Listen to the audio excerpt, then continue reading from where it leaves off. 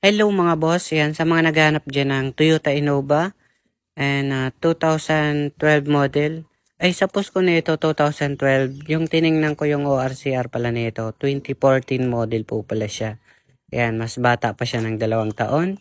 2014 model po pala siya. Yan, sa mga interesado dyan, sa mga naghahanap dyan ng Toyota Innova, meron tayo dito. And request ni sir, bibigyan ko lang kasi malayo pa si sir. And interesado raw siya. Bali, cash buyer naman si sir. 500,000 ang presyo nito. Binibigay namin ng 450,000. Pero kahit pa paano, mura na rin to. And fixed price lang po tayo dun sa 450,000. Tara, check natin. Ito yung body. Simula tayo dito sa body. Okay na siya mga boss. Makinis na siya. Be honest lang naman. Yung body nito, na ano na to, yung na watch over. Na watch over and ibig sabihin yung mga diredents niya is na-repaint na. Pero wala naman siyang history ng bangga po sir. Ayan, kung anong nakikita nyo, yun na yun.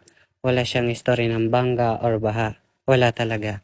As in, na watch over lang siya para makinis siyang tingnan kasi may mga ano siya, diredents. Yan, para maganda rin tingnan. And dito, may konting ano lang siya. Pero ano lang yan, pag mga medyo matanda na kasing mga sasakyan, sakit na nila yan. Pero wala naman siyang history ng bangga, sir. Yan, goods tayo sa history ng bangga or baha. So dito naman tayo guys sa gulong. Kung mapapansin nyo pang probinsya, si sir, makapal pa. Yan, mga nasa 85%. Ayan, bagong-bago pa naman siya. 85% sabihin ko na. And, Yokohama siya, brand.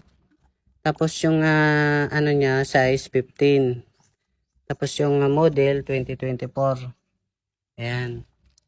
So, ang expired naman nito, nasa 3 years ata. Ito, 5 years. So, dito naman tayo sa interior. Okay tayo sa mga gulong kasi pare-parehas lang naman yan. Ayan. Dito naman tayo sa interior mga boss. Ayan, naka-power window. Ito kasi parang, ano siya, lagyan nyo na lang ng balot. Yung seat cover ba? Yung, para gumanda siya. Ito kasi tila to kaya parang madumi siyang tingnan. Tila to mga boss tila. Pero, okay pa naman siya. Ayan, medyo malinis pa naman.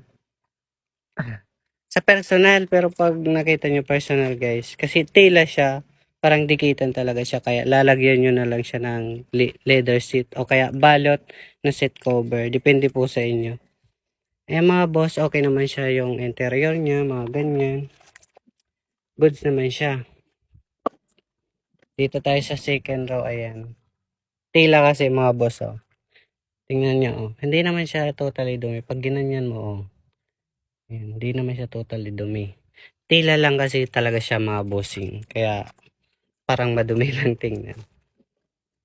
Ayan. Ending 7 rin siya. And 2.5 liter G variant pa siya. Yung medyo high variant sa mga Innova. Ayan. Sana magustuhan mo to sir.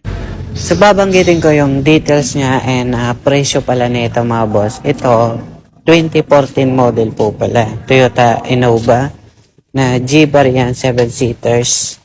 Manual transmission lang to mga bossing. And 500,000 to mga boss.